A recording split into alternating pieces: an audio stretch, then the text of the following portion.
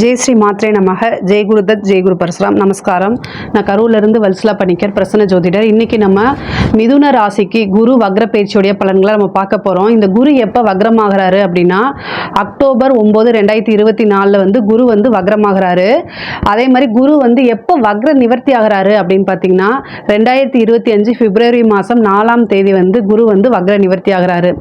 இந்த 4 மாதம் ஒரு கிட்டத்தட்ட 4 மாதத்தில் வந்து உங்களுடைய அதாவது மிதுன ராசியை பொறுத்த வரைக்கும் எப்படின்னா நல்லது தான். ஏன்னா 12ஆம் இடத்துல இருக்குது.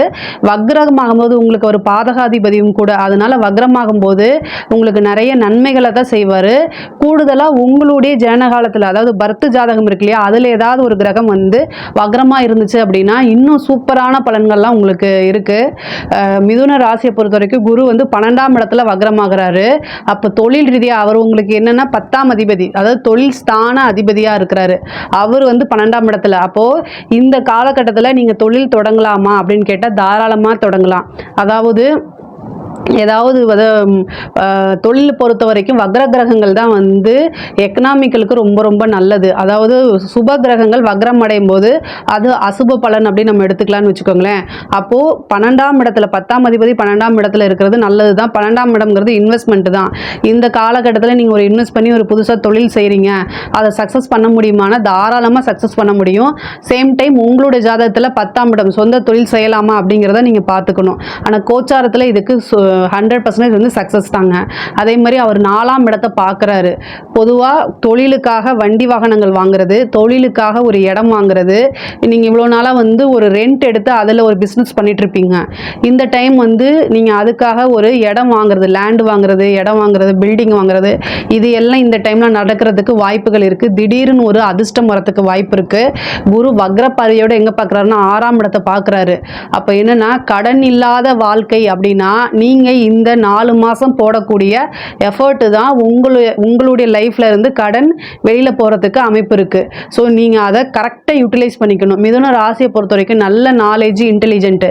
பட் ஆனால் எங்கே கோட்டை விடுவீங்க அப்படின்னா ஒரு விஷயத்தை ஈஸியாக அசால்ட்டாக இருக்கிறது அப்படிங்கிறது நீங்கள் வந்து பார்த்துக்கலாம் அப்படின்னு நீங்கள் ஒரு விஷயத்தை தள்ளி வைக்கிறது, இந்த சோம்பேறித்தனம், இந்த விஷயத்தை மட்டும் நீங்கள் விட்டுட்டீங்க அப்படின்னா கண்டிப்பாக வந்து முன்னேற முடியும். அதாவது மிதுன ராசிக்கும் கன்னி ராசிக்கும் புதன் தான் அதிபதி. அதாவது மிதுன ராசி புதன் அதிபதினாலே அறிவாளி, இன்டெலிஜென்ட் தான். ஆனால் அங்கே எங்கே அப்படின்னா அசால்ட்டாக இருக்கிறது.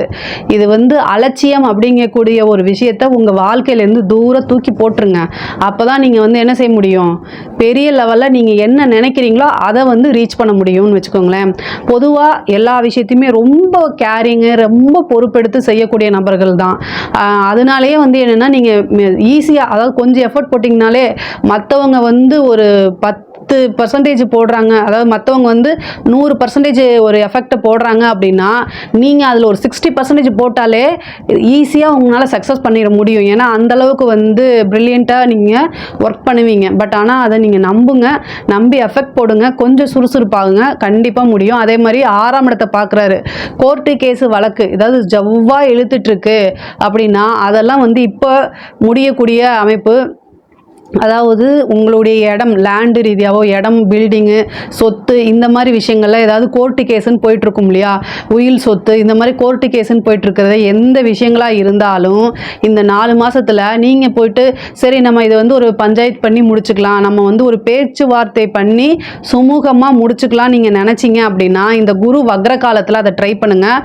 கண்டிப்பாக அது உங்களுக்கு சக்ஸஸை கொடுக்கும். அதாவது ஆப்போசிட் பார்ட்டியும் வந்து விடாமல் இருப்பாங்க, நீங்களும் விடாமல் இருப்பீங்க. இந்த காலகட்டத்தில் அதை நீங்கள் ட்ரை பண்ணுங்கள். அவங்களும் என்ன செஞ்சிருவாங்க, இறங்கி வந்துடுவாங்க. அவங்களுக்கும் ஒரு தேவை இருக்கும், சரி ஓகே அப்படின்னு நீங்கள் சொல்கிறதுக்கு இறங்கி வந்துடுவாங்க. சுமூகமாக முடிஞ்சிடும். வழக்கெல்லாம் வந்து உங்களுக்கு ரொம்ப நாளாக போயிட்டு இருந்துச்சுன்னா இந்த விஷயங்களை ட்ரை பண்ணுங்கள். கண்டிப்பாக உங்களால் சக்ஸஸ் பண்ண முடியும். பொதுவாகவே மிருகசீஷ நட்சத்திரம் இருக்காங்க இல்லையா, அவங்க வந்து என்னென்னா ஒரு கோர்ட்டு கேஸுன்னு போயிட்டாங்கன்னு வச்சுக்கோங்களேன், ஜவ்வாட்டம் இழுக்கும், டக்குன்னு முடிவுக்கு வர முடியாது. அந்த மாதிரி ஒரு நிலை தான். அது உங்கள் பேரில் நியாயம் இருக்கும், நியாயம் இருந்தாலும் இதே பிரச்சனைகள் நிறைய பேர் வந்து ஃபேஸ் பண்ணுவாங்க. ஸோ அதனால் நீங்கள் மேக்ஸிமம் வந்து கோர்ட்டு கேஸ் அப்படிங்கிறத வந்து ஒரு பேச்சுவார்த்தை சுமூகமாக முடிச்சுக்கலாம். நீங்கள் இறங்கி வந்தீங்க அப்படின்னா சக்ஸஸ் பண்ணிட முடியும். அதே மாதிரி திடீர்னு ஒரு உயில் சொத்து கிடைக்கிறதுக்கு வாய்ப்பு இருக்குது. இந்த உயில் சொத்து ப்ராப்பர்ட்டி வந்து ஏதாவது ஒரு வில்லங்கங்கள்லாம் இருக்குது அப்படின்னா அதெல்லாம் வந்து அந்த பிரச்சனைகள்லாம் நீங்கி உங்களுக்கு ஃபேவராக அமைகிறதுக்கு வாய்ப்பு இருக்குது. முக்கியமாக நீங்கள் ஹெல்த் சம்மந்தப்பட்ட விஷயங்களில் குரு 12லேருந்து 6ஐயும் பார்க்குறாரு, 8ஐயும் பார்க்குறாரு.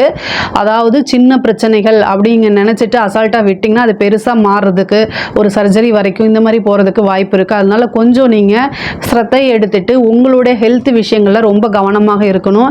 இல்லை அப்படின்னா குரு வந்து பெரிய லெவலில் ஏதாவது ஒரு மருத்துவ செலவை கொடுத்துருவாரு. அதுக்கு நீங்கள் விரயம் அப்படிங்கும்போது நீங்களாக சுப விரயமாக மாற்றிக்கங்க. ஒரு வண்டி வாங்குறது, ஒரு லேண்ட் வாங்குறது, இந்த மாதிரி ஒரு எஃபர்ட் போட்டு கொஞ்சம் நீங்கள் வந்து சுப விரயமாக மாற்றிக்கும் போது இது தேவையில்லாத செலவுகளை அவாய்ட் பண்ணிடும் ஆட்டோமேட்டிக்காக. ஒரு கோல்டு வாங்குறது, பெண்களை பொறுத்த வரைக்கும் ஆடம்பரம் அப்படிங்கக்கூடிய விஷயங்கள் உங்களுக்கு இப்போ இருக்குது. பட் ஆனால் அதை கரெக்டாக யூட்டிலைஸ் பண்ணிக்கோங்க. செலவு தான் அப்படிங்கிறது, ஆனால் வருமானமும் உங்களுக்கு வரும். பட் ஆனால் நீங்கள் என்ன பண்ணிக்கணும், ஒரு நகை எடுக்கிறது, இல்லை ஒரு வண்டி வாகனம் வாங்குறது, ஒரு தொழில் உங்களுக்கு பிஸ்னஸ், அதாவது ஆன்லைன் பிஸ்னஸ் பண்ணுறது, இல்லை உங்களோட திறமையை வெளிக்காமிச்சு அது மூலிமா வந்து நல்ல இன்கம் பார்க்குறது, இதுக்கெல்லாம் வந்து சூப்பரான டைமு. படிக்கக்கூடிய குழந்தைகள் வந்து ரொம்ப ரொம்ப ரொம்ப கவனமாக இருக்கணும். 12ஆம் இடத்துலேருந்து 4ஆம் இடத்தை பார்க்குறாரு, படிப்பு ஸ்தானத்தை பார்க்குறாரு. அப்போ வந்து என்ன ஆகும் அப்படின்னா டைவர்ட் ஆகும். குரு ஏற்கனவே பாதகாதிபதி. அதாவது மிதுன ராசியை பொறுத்த வரைக்கும் நல்ல படிக்கக்கூடிய குழந்தைகள் தான்.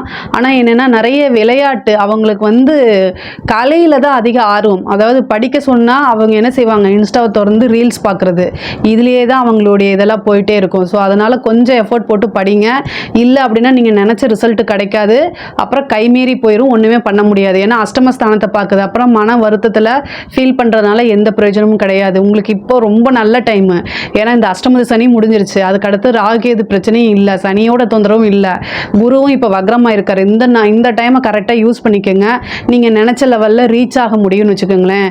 அதே மாதிரி திருமணம் சார்ந்த விஷயங்கள், உங்களுக்கு வந்து திருமணத்தில் இருக்கக்கூடிய பிரச்சனைகள் வந்து ஏதாவது ஒரு டக்குன்னு ஒரு பிரச்சனைகள் வரத்துக்கு வாய்ப்பு இருக்குது. ஏன்னா குரு வக்ரப்பாறையோட 6ஆம் இடத்தை பார்க்குறாரு. அதனால திருமணம் பண்ணும்போது, அதாவது திருமணம் ஏதாவது முடிவு பண்ணும்போது உங்களுடைய சுயஜாதகத்தில் 7ஆம் அதிபதியுடைய தசா புத்தி கரெக்டாக இருக்கான்னு பார்த்துக்கோங்க. அப்படி இல்லைன்னா நீங்கள், அதாவது இப்போ நீங்கள் ஒரு ஆணாக இருக்கீங்கன்னா அந்த பொண்ணுக்கிட்ட உங்களுக்கு விருப்பம் இருக்கா அப்படின்னு கேட்டுட்டு அதுக்கப்புறம் ப்ரொசீஜர் பண்ணுங்கள்.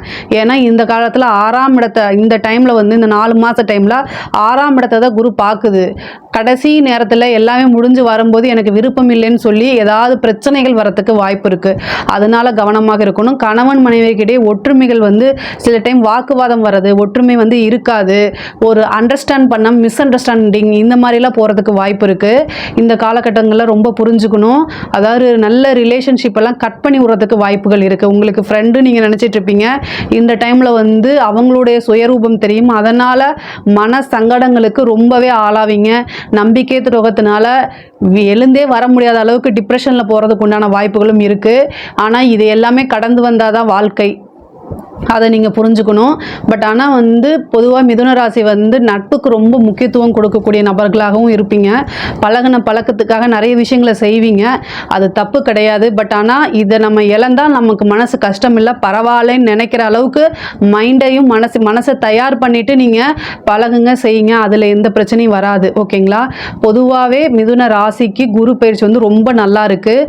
உத்தியோகத்தில் இருக்கிறவங்களுக்கு ரொம்ப நல்லா இருக்குது.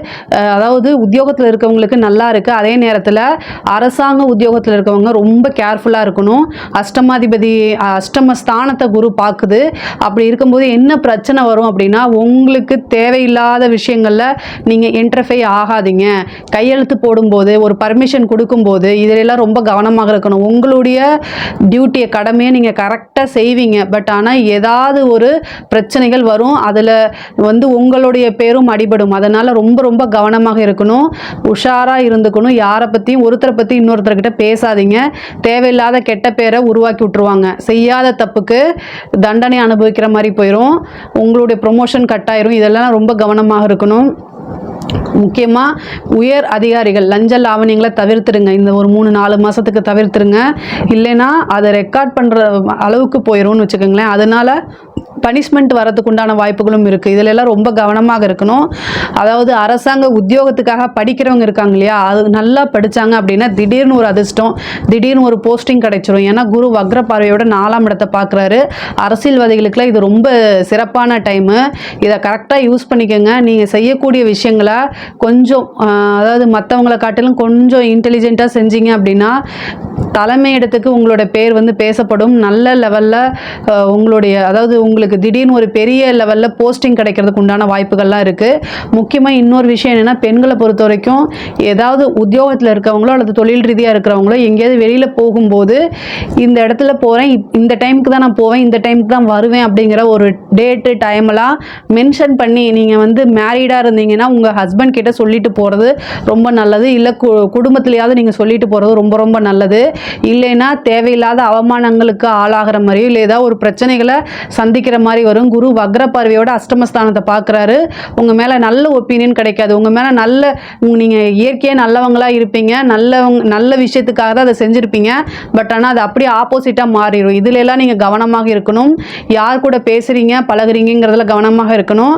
சோஷியல் மீடியாவில் தெரியாத நபர்கள்கிட்ட பேசாதீங்க. இந்த விஷயங்கள்லாம் ரொம்ப கவனமாக இருங்க. ஹெல்த் சம்மந்தப்பட்ட விஷயங்களை கவனமாக இருங்க.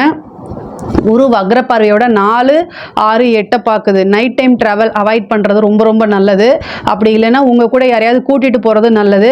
இல்லைன்னா நீங்கள் செல்ஃப் ட்ரைவ் பண்ணாதீங்க. அதாவது பஸ்லேயோ அல்லது ஆக்டிங் டிரைவர் போட்டு காரில் போகிற மாதிரி இருந்தால் ஆக்டிங் டிரைவர் போட்டு போங்க, இல்லை ட்ரெயினில் போங்க. இதெல்லாமே பார்த்துக்கங்க. உங்கள் இதில் அஷ்டமாதிபதியோடைய தசாபுத்தி நடக்குதா, இல்லை இப்போ என்ன தசாபுத்தி நடக்குது அப்படிங்கிறத பாருங்கள். குரு வக்ர பார்வையோடு பார்க்குறதுனால தான் இவ்வளோ தூரம் அழுத்தி நான் சொல்கிறேன். அதாவது குரு வந்து வக்ரமாகும் போது பொருளாதார ரீதியாக காசு பணத்தை எல்லாம் கொடுப்பாரு. அதே நேரத்தில் பாதகாதிபதி வேலை வக்ர பார்வையாக இருக்கனால வேற ஒரு விஷயத்துல கை வச்சிருவாரு. ஹெல்த்து, மருத்துவ செலவு, தேவையில்லாத விரயங்கள். ஸோ இதிலெல்லாம் நீங்கள் ரொம்ப கவனமாக இருந்துட்டிங்கனாலே இந்த குரு வக்ர பயிற்சி வந்து உங்களுக்கு சிறப்பான பலன்களை தான் தரும். இதில் ஏதாவது சந்தேகங்கள் இருக்குது அப்படின்னா கமெண்ட்ஸில் கேளுங்க, நான் கண்டிப்பாக ஆன்சர் பண்ணுறேன். நம்மளுடைய சேனலை லைக் பண்ணுங்கள், ஷேர் பண்ணுங்கள், சப்ஸ்கிரைப் பண்ணுங்கள். நன்றி, வணக்கம்.